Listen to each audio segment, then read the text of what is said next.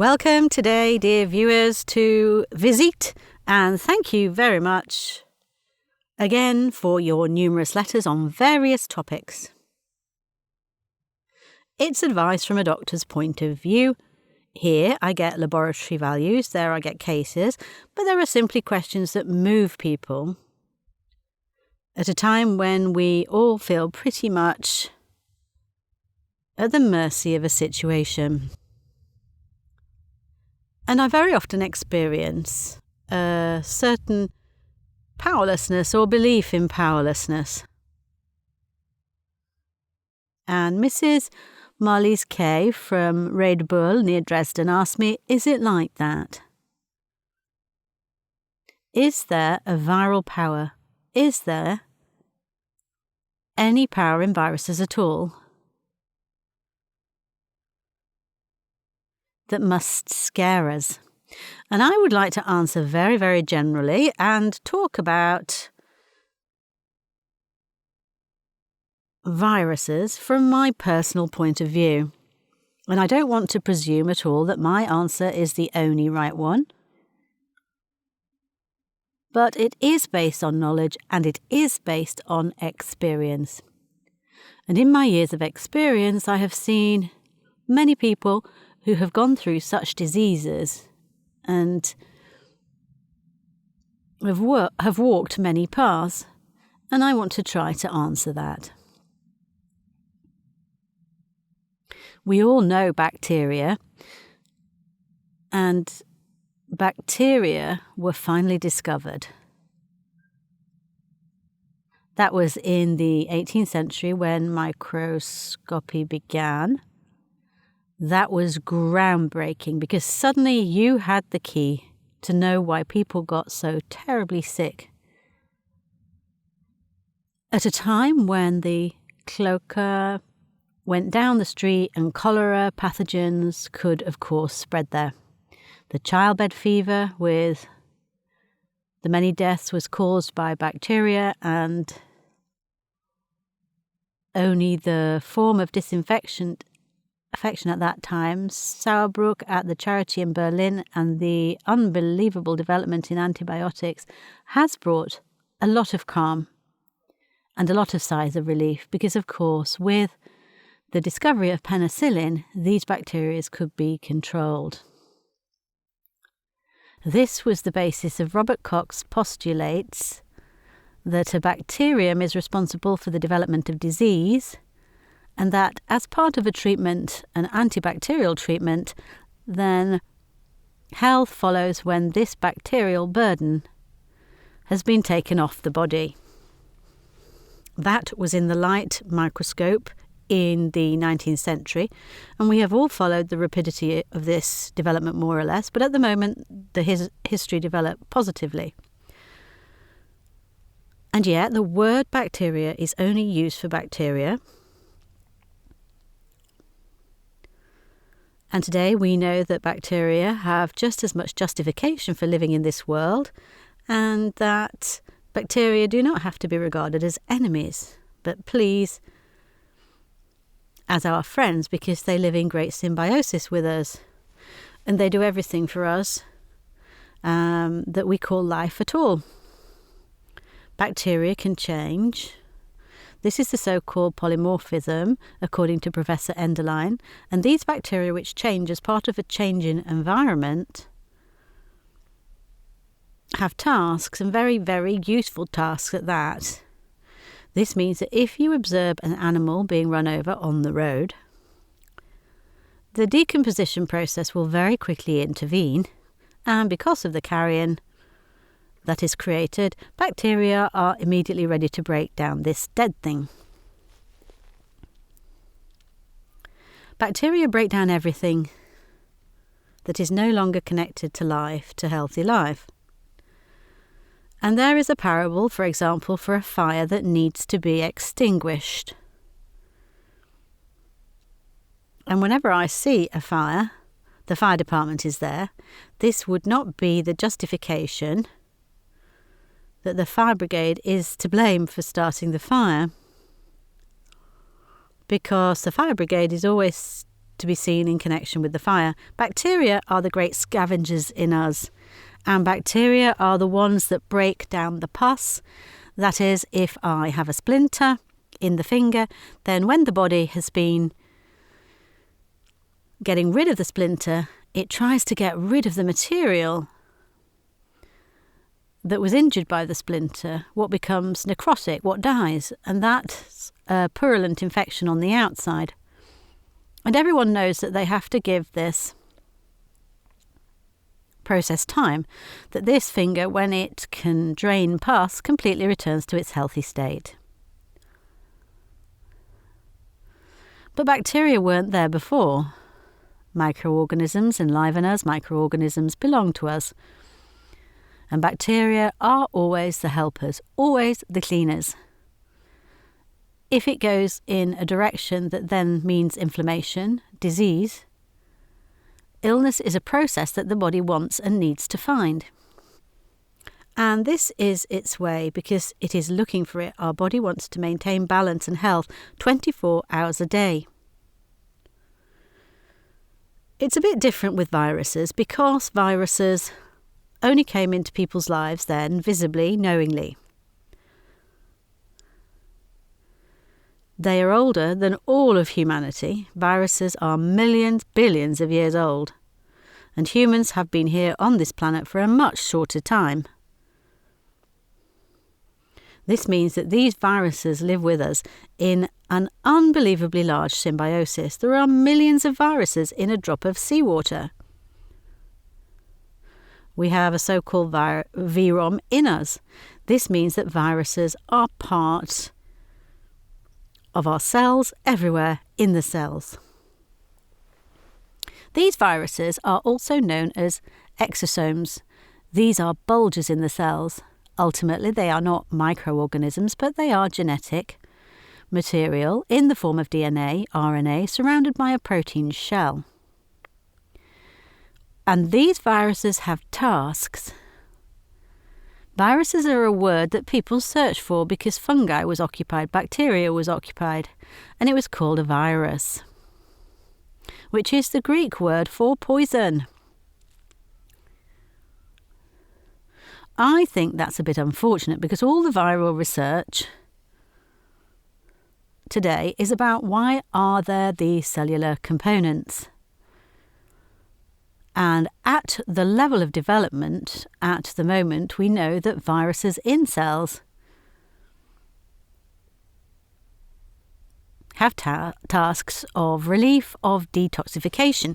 Viruses also ensure an intracellular balance, but viruses can change incredibly in their genetic material. They can adapt, and above all, they can use their chances to multiply. When the body gets into trouble, that is, when the body increases in imogens, in immune deficiency, these are viruses. We have an unbelievable number of viruses that we can already name today.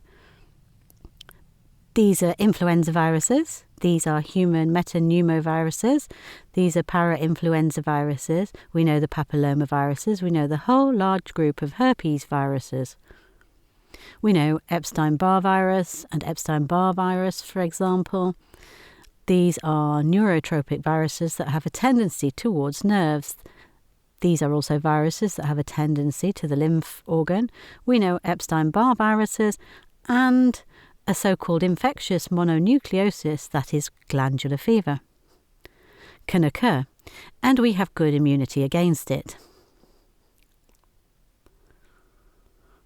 In a next altercation, in a viral reactivation, there are definitely, I don't know how many, but people who have from the start with birth or with breastfeeding, they come into contact with these viruses and they live with us for years or decades, the Epstein-Barr viruses.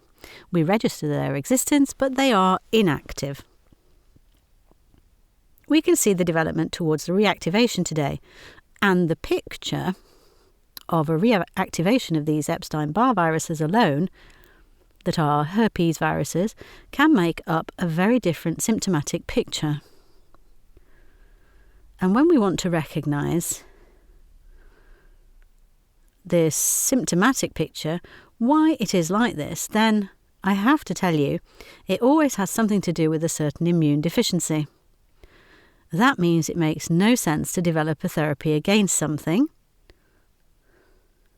But first you need to understand why my body is not able to accept a viral load as a given and to simply perceive the positive things that a viral load have on us.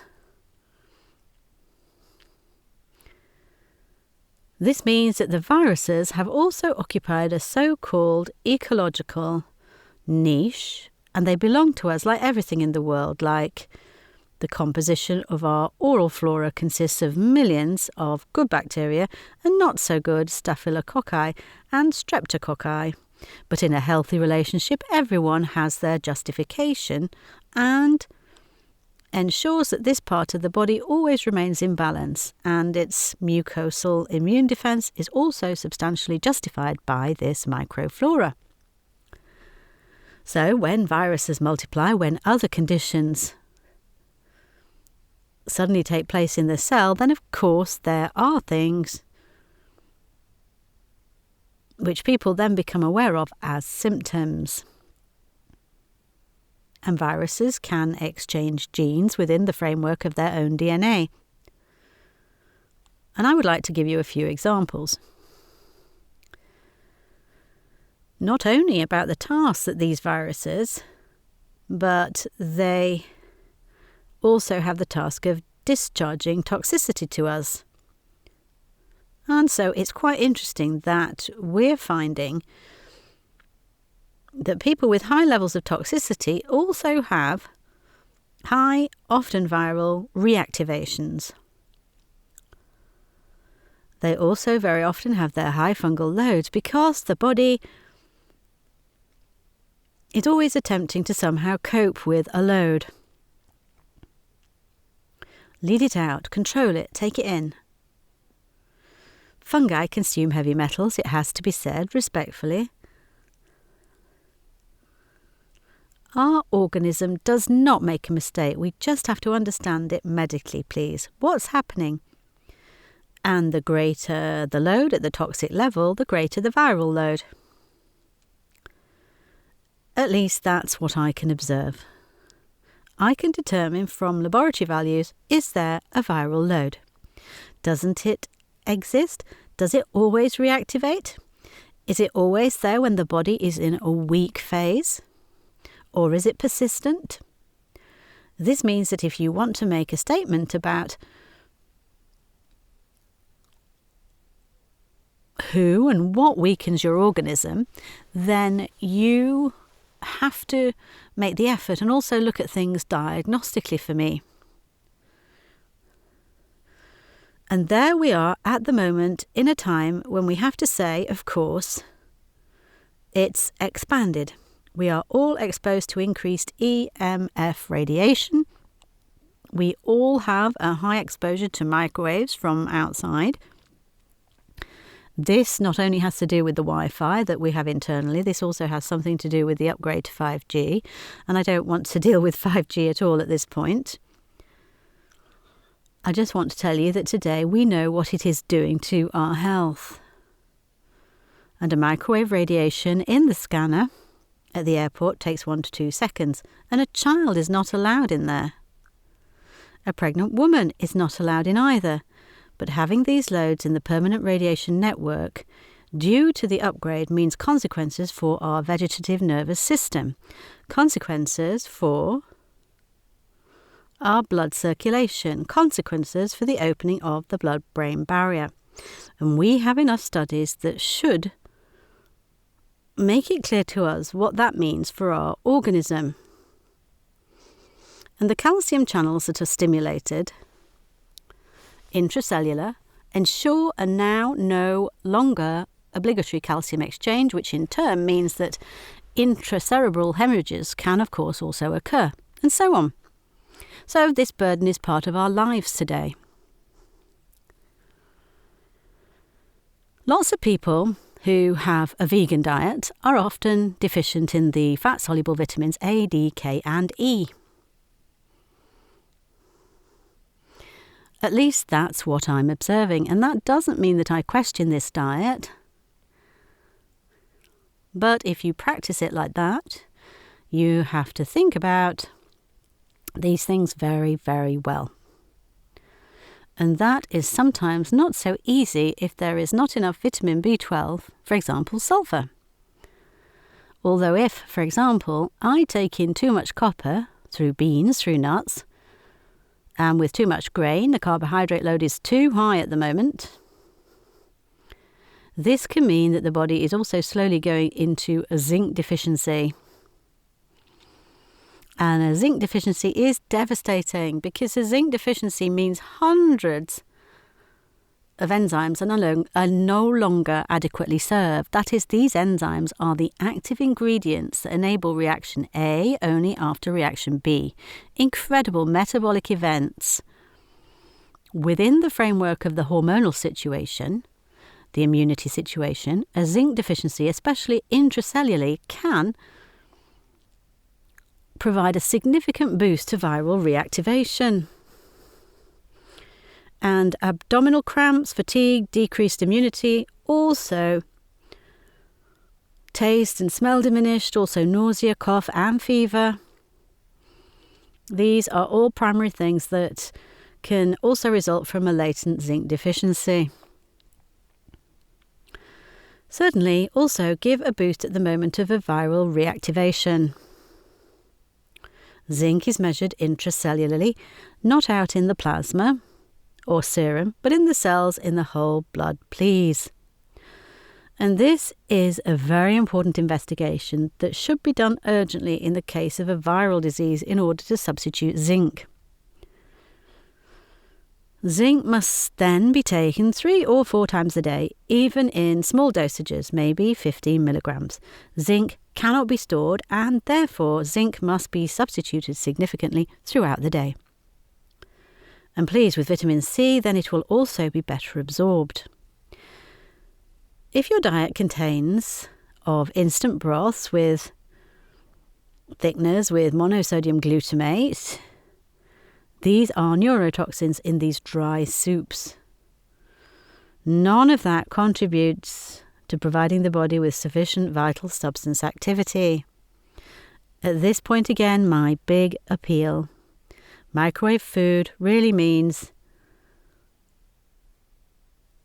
in regards to nutrition, but also on the part of quality energy, to meet the body with a lot of lovelessness. And the question of real micronutrients are reduced to such an extent that I actually really put nutrition to the test, which has nothing to do with respecting, preserving, and of course promoting life. There are incredible toxins in our environment today. Toxins in terms of mercury. Of course, we've already done a lot of shows about mercury alone, and at this point, I want to maybe recommend these 2 books. One from Joachim Mutter, Don't Let Yourself Be Poisoned, and Martin Rumler, The Time Bomb Environmental Toxins. Just deal with these things. I can only give you suggestions here, but it definitely makes sense because I don't hear these things, I don't see them. I don't taste them, I don't smell them either. But they do something to me, and they do something to my intracellular health too.